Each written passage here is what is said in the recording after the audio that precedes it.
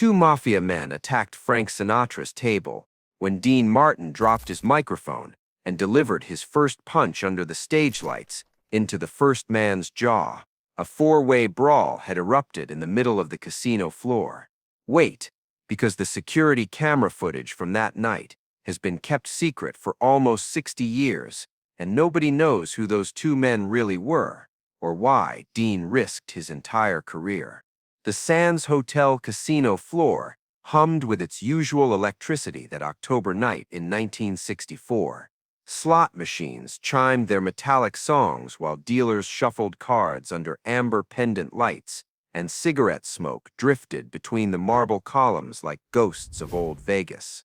Dean Martin stood center stage in his black tuxedo, crooning "That's Amore" to a packed house of high rollers and Hollywood royalty. His voice carried that signature warmth, smooth as aged bourbon, while the orchestra painted golden notes behind him. Frank Sinatra occupied his usual VIP table near the stage, nursing a Jack Daniels and scanning the room with those piercing blue eyes. Even seated, Frank commanded attention.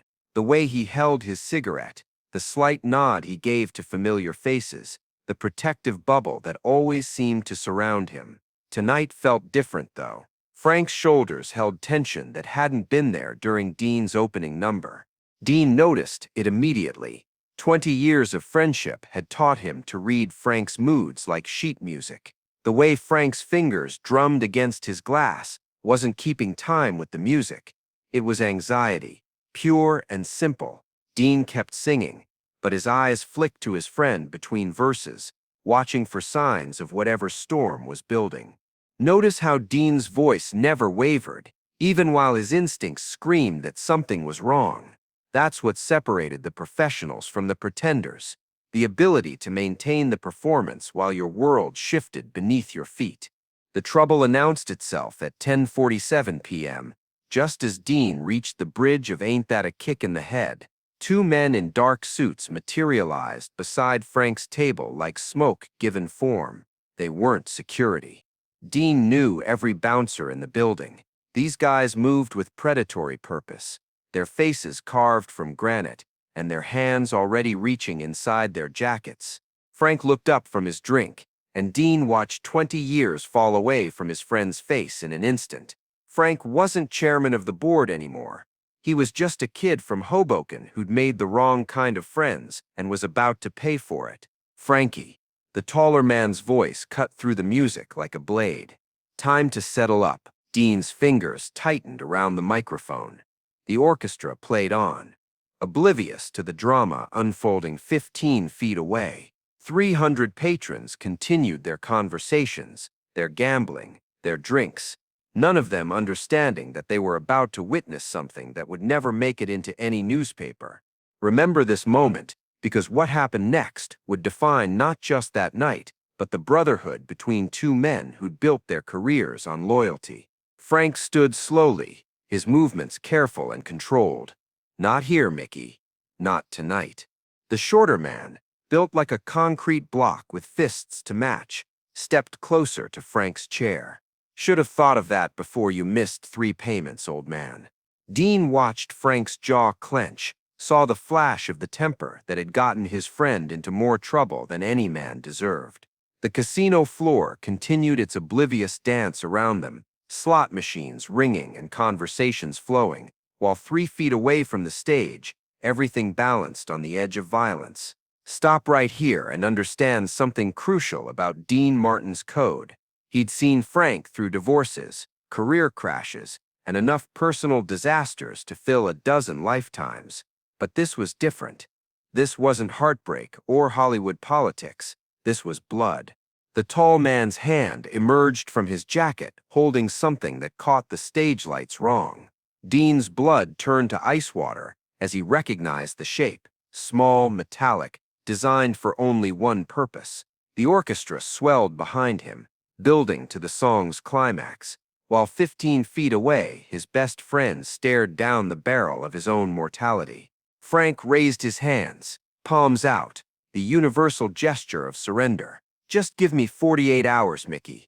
I've got the money coming in Tuesday." Tuesdays, too late. The concrete block stepped even closer, his bulk casting a shadow across Frank's table. Mr. Torino wants his interest today. Dean's mind raced through calculations faster than a casino computer. Security was 20 seconds away at best. The crowd hadn't noticed yet, but they would soon. Frank was trapped between his chair and these two killers, with nowhere to run and no backup coming. Listen carefully, because what Dean Martin did next violated every rule of show business and common sense, but it was the only choice a real friend could make. The microphone hit the stage with a metallic clang that echoed through the PA system like a gunshot. Dean vaulted over the low stage barrier in one fluid motion, his patent leather shoes striking the casino carpet with purpose. The orchestra stumbled to a confused halt as their lead vocalist abandoned his post mid-song, leaving 300 patrons staring at an empty spotlight. Dean's first punch landed before anyone could react. His right fist connected with Mickey's jaw in a perfect hook that would have made his old boxing coach proud. The tall man staggered backward, his weapons skittering across the marble floor and disappearing under a slot machine. The concrete block spun toward this new threat, but Frank was already moving. 2 decades of friendship had created an unspoken language between them, and Frank understood exactly what Dean's attack meant: fight together or die separately. Frank's uppercut caught the shorter man in the solar plexus, doubling him over with a whoosh of expelled air.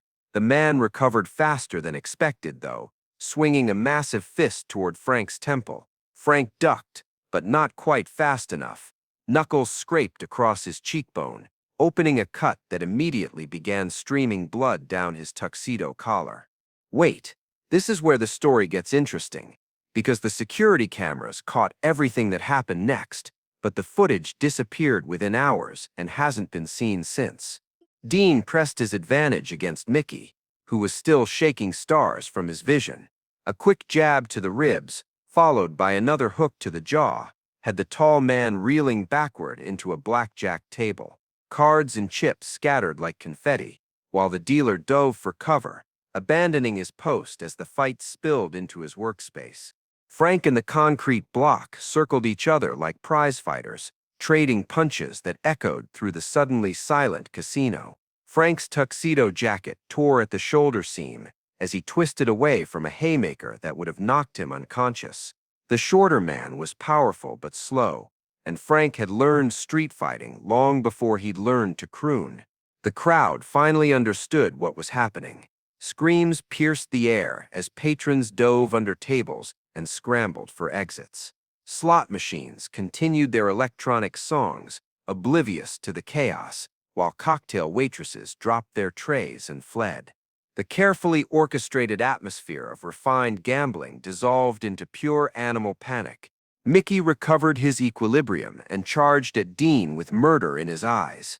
Dean sidestepped at the last second, grabbing Mickey's wrist and using the man's momentum against him. Mickey crashed into the orchestra pit, sending music stands and sheet music flying in all directions.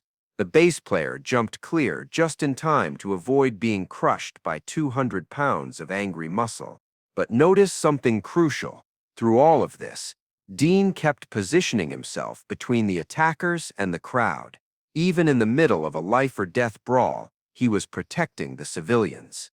Frank drove his knee into his opponent's midsection, then grabbed the man's tie and yanked downward while bringing his own knee up.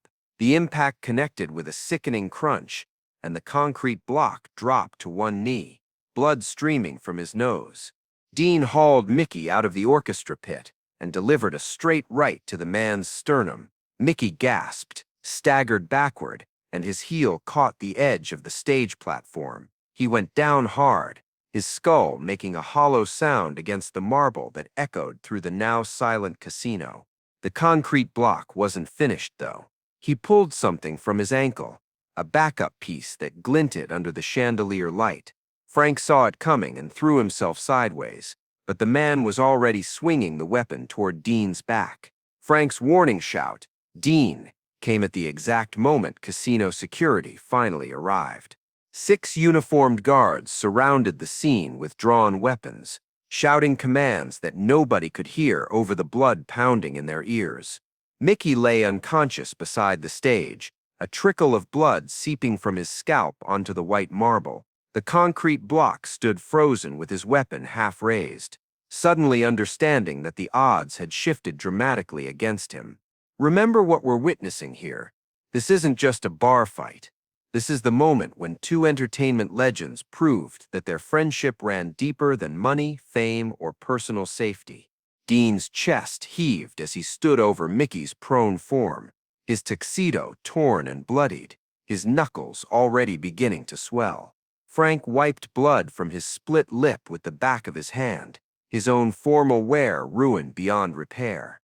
They looked at each other across the wreckage of what had been Vegas's most elegant casino floor, and something passed between them that no camera could capture. The head of security, a grizzled ex-cop named Patterson, surveyed the damage with professional calm. "What happened here, Mr. Martin?" Dean straightened his torn bow tie and managed a crooked smile. "Just a little disagreement about music appreciation." Frank chuckled despite the blood on his collar. "Some people have no taste in entertainment." Patterson wasn't amused. "These men are known associates of the Torino family. This is going to require some delicate handling. Hold this moment, because what happened in the next 10 minutes would determine whether Dean and Frank walked away from this, or whether their careers ended that night in handcuffs." The casino manager appeared like magic, his face pale but his mind already calculating damage control. Within minutes, the unconscious Mickey and his partner were being quietly escorted out through service elevators. The scattered crowd was being offered free drinks and gambling chips. The orchestra was reassembling their scattered sheet music and pretending nothing had happened. Dean retrieved his microphone from where it had fallen, testing it with a gentle tap. The sound echoed through speakers that had witnessed a symphony of violence, now ready to return to their regular programming of smooth vocals and romantic ballads. "Ladies and gentlemen," Dean's voice carried that same warm honey tone, as if the last 10 minutes had been just another part of the show. "Sorry for the brief intermission. Sometimes the entertainment gets a little too interactive." A nervous laugh rippled through the remaining crowd. Frank slumped back into his chair, accepting a fresh Jack Daniels from a remarkably composed cocktail waitress. His cut cheekbone was already beginning to swell, but his eyes held something they hadn't contained all evening: relief mixed with gratitude. The orchestra struck up the opening notes of "That's Life," and Dean began singing as if nothing had happened. His voice was slightly hoarse now, with an edge that hadn't been there before, but it was still Dean Martin, still smooth, still confident, still utterly professional. Frank raised his glass in a silent toast, and Dean caught the gesture between verses, nodding almost imperceptibly. 20 years of friendship, distilled into a single moment of understanding. Notice how quickly the casino returned to its normal rhythm. By midnight, new patrons were filing in, unaware that they were walking over bloodstains that had been expertly cleaned from the marble. The staff moved with practiced efficiency, erasing evidence of violence with the same skill they used to manage card counting and dice switching. Patterson appeared beside Frank's table as Dean finished his set. "Mr. Sinatra, we need to discuss what happened tonight." Frank lit a cigarette with steady hands. "Nothing happened tonight, Patterson. Just a couple of old friends enjoying some music, and if anyone asks..." Dean joined them as the stage lights dimmed, loosening his torn bow tie. "Nobody's going to ask, are they, Patterson?" The security chief looked between them, two men who'd just risked everything for each other, now asking him to help them bury the evidence. His choice would determine not just their fate, but the reputation of the entire establishment. But here's what you need to understand about loyalty in Old Vegas. Sometimes the most powerful currency wasn't money or influence. Sometimes it was simply keeping your mouth shut. Patterson nodded once, then walked away without another word. Frank and Dean sat in comfortable silence as the casino slowly emptied around them. Dean's knuckles throbbed, and Frank's cheek felt like it was on fire, but neither man complained. They'd faced down killers together and walked away. Some things were worth a little pain. You know, Frank said eventually, swirling the ice in his glass, I could have handled those guys myself. Dean grinned, wincing, as the movement pulled at a split in his lower lip. Sure you could have, pal. That's why you needed me to jump off stage and save your sorry hide. Save me? Frank's laugh was genuine now, free of the tension that had haunted him all evening. I had them right where I wanted them, on top of you. Strategic positioning. They laughed until Frank's ribs hurt, and Dean's split lip threatened to reopen. It was the kind of laughter that comes after surviving something that should have killed you. Pure relief, mixed with the joy of still being alive. Listen, this is why their friendship lasted decades while other showbiz partnerships crumbled after a few years. When the spotlight dimmed and the crowds went home, they still had each other's backs. A young cocktail waitress approached their table hesitantly. Mr. Martin, Mr. Sinatra, the manager wanted me to tell you that your bar tab tonight is complimentary. Frank tipped her with $100 bill. Sweetheart, after what we've been through, the drinks should be paying us. Dean stood slowly, feeling every impact from the fight settling into his muscles. Come on, Frank. Let's get out of here before somebody decides they want a rematch. They walked toward the exit together, two legends in torn tuxedos who looked like they'd been through a war, because in a way, they had been. They'd fought for something more valuable than money or fame. They'd fought for friendship. The cool desert air hit them as they stepped outside into the Vegas night. The city's neon glow painted everything in shades of possibility, the way it always did, but tonight felt different. Tonight felt earned. Dean. Frank's voice was quiet in the desert stillness. Thanks. Don't mention it, pal. Seriously. Don't mention it to anybody. Frank laughed. My lips are sealed. Besides, who'd believe us? Dean looked back at the Sands Hotel, where normal life was already resuming, where their fight was already becoming legend among the staff who'd witnessed it.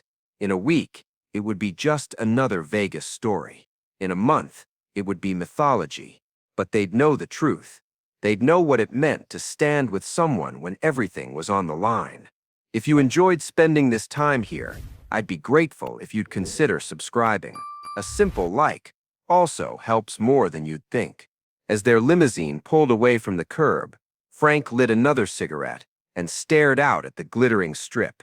What's that? I never did owe Torino any money. Those guys were working for someone else entirely.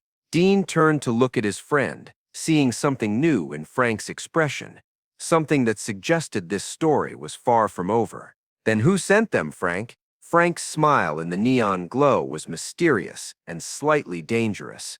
Now that, my friend, is a story for another night.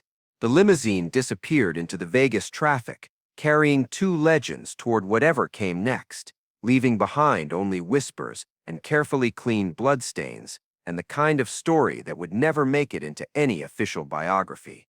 If you want to know who really sent those men and why they wanted Frank Sinatra silent, tell me in the comments.